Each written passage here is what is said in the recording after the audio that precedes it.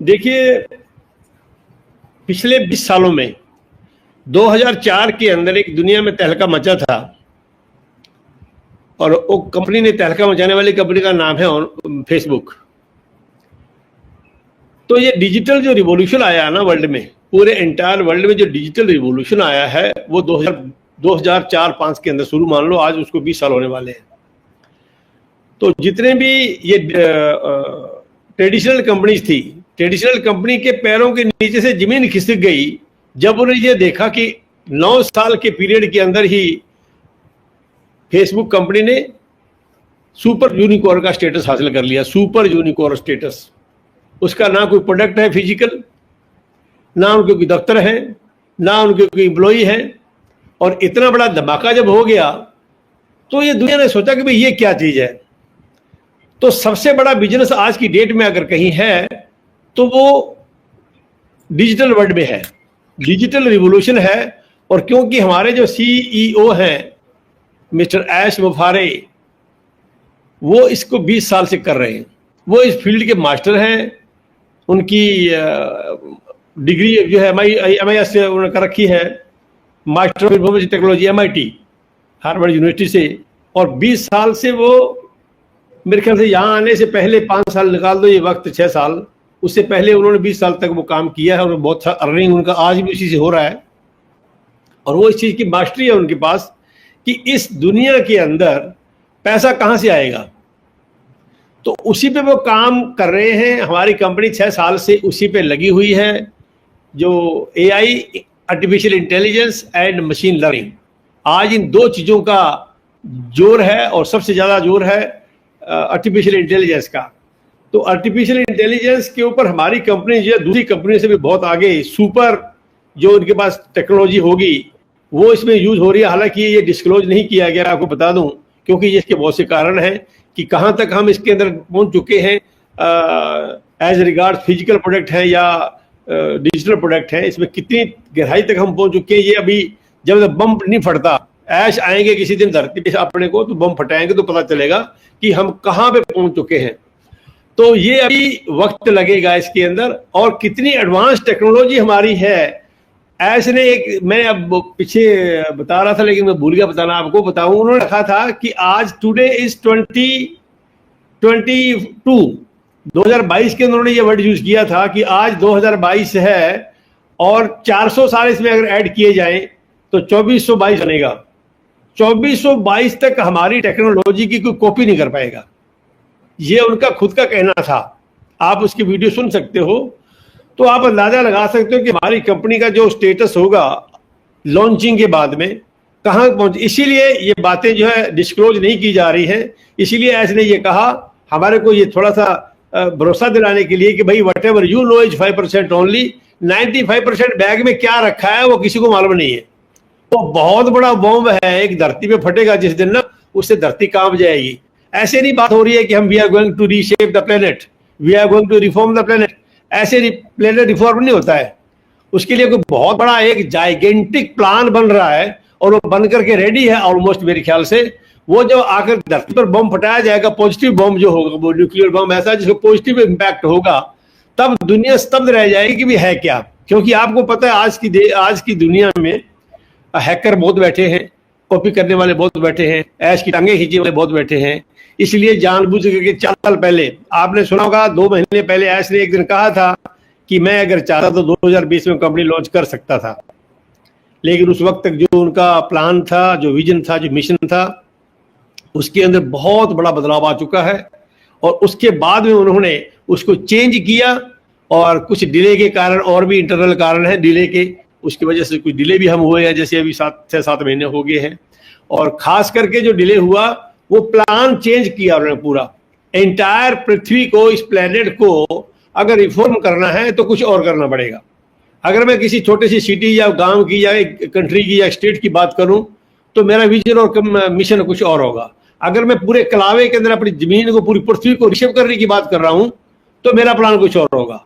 तो वो प्लान बना करके ऐस जो बिल्कुल टॉप नॉच टेक्नोलॉजी होती है, वो टेक्नोलॉजी हमारे अंदर यूज हो रही है, आर्टिफिशियल इंटेलिजेंस का। और फिजिकल प्रोडक्ट भी हमारे, हालांकि उसकी बात कभी होती नहीं है, एक बार ऐसे पीछे की थी उन्होंने, एक क्या उसका नाम लिया था, ब्रीदर प्रोडक्ट का एक दिन चर्चा हो रही थी। ब्रीदर की एक ऐसा प्रोडक्ट बना है जो आपको सांस की बीमारी नहीं होने देगा। ऐसे ही हमारे प्रोडक्ट होंगे फिजिकल, जिनके बारे में किसी ने सुना नहीं होगा आज तक। जब वो धरती पर पहली बार आएंगे तो लोगों की आंखें फटी रह जाएंगी कि ये क्या है। तो ऐसी टेक्नोलॉजी, हमारी एडवांस टेक्नोलॉजी बन रही है।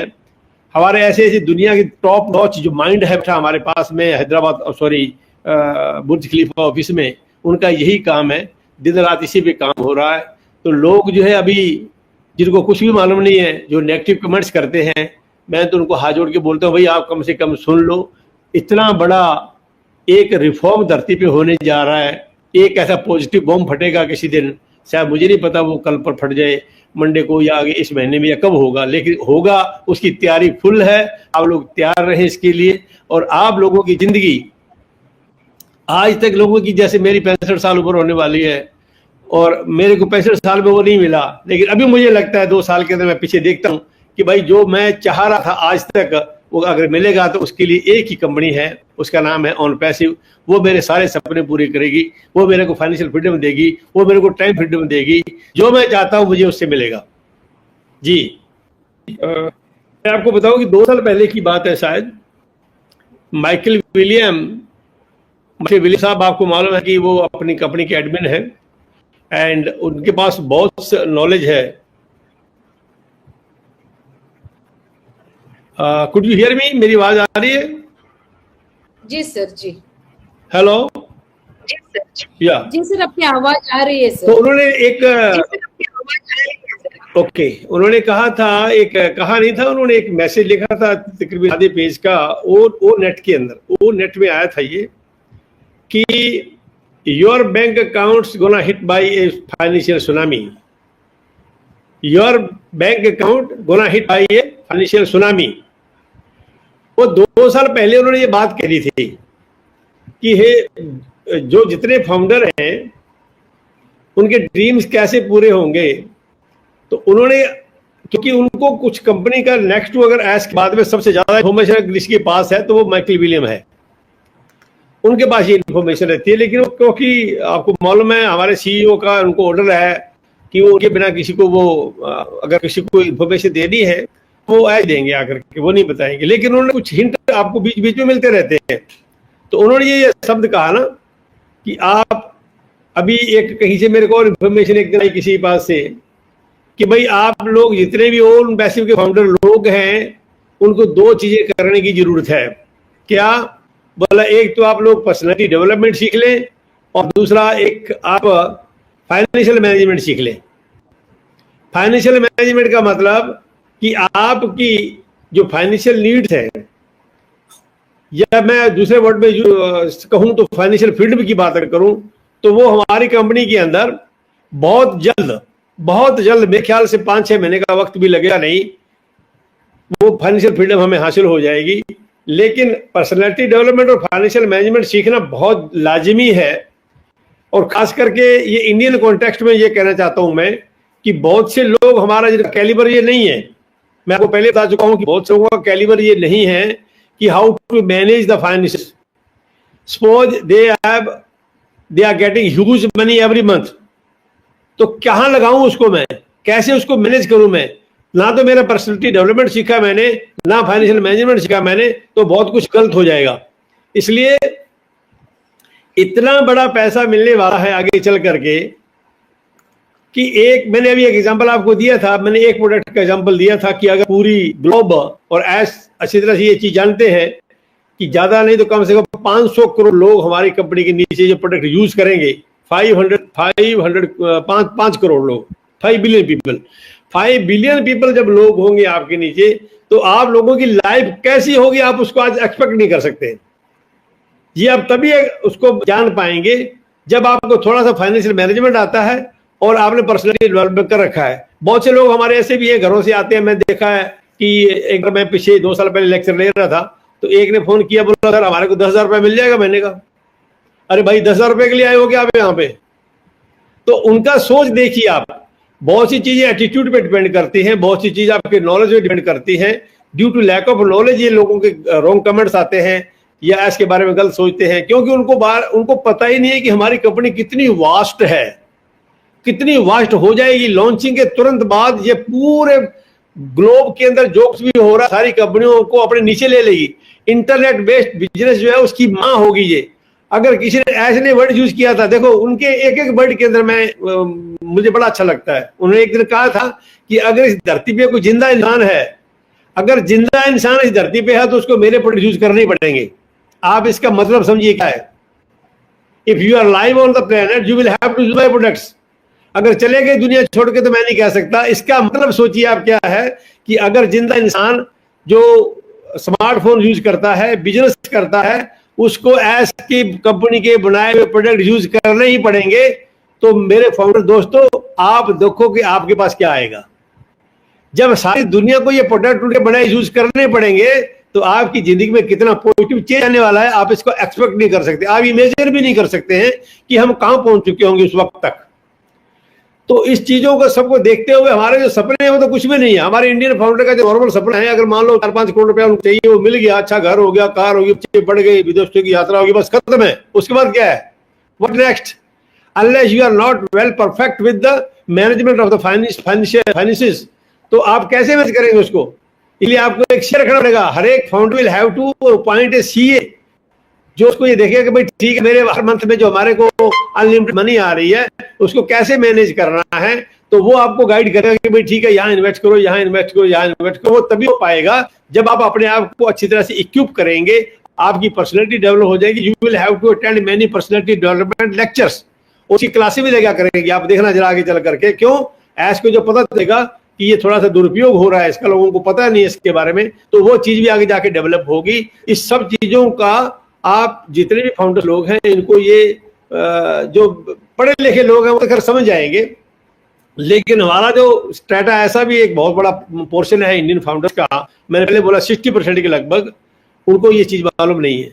तो एक गलत हाथों में पैसा भी आ जाना गलत होता है, उसका अच्छी से उपयोग नहीं कर पाएंगे वो, क्योंकि उनकी थिंकिंग वहां पर नहीं जाती है। उनको पता ही नहीं कि हम फाइनेंस मैनेज कैसे करें, बहुत ज्यादा पैसा आ गया। तो अपने सपनों की बात तो आप छोड़ दो। कितनी बार ऐसे ने अपने लेक्चर में ये बात कवर की है कि make your dreams big, make your dreams big. कहीं आपके सपने बड़े करो भाई, छोटे बड़े सपने तो वैसे ही पूरे कर देंगे। तो बड़े सपने भी कैसे लेने पड़ेंगे वो भी आप एक इंसान पढ़ा लिखा इस सपने में ले सकता है। कैसे पैसे को मैनेज करना है, कैसे भी आगे बिजनेस में कहाँ का इन्वेस्ट करना है, ये सब चीजें सीखनी पड़ेगी। फाइनेंशियल मैनेजमेंट सीखना पड़ेगा।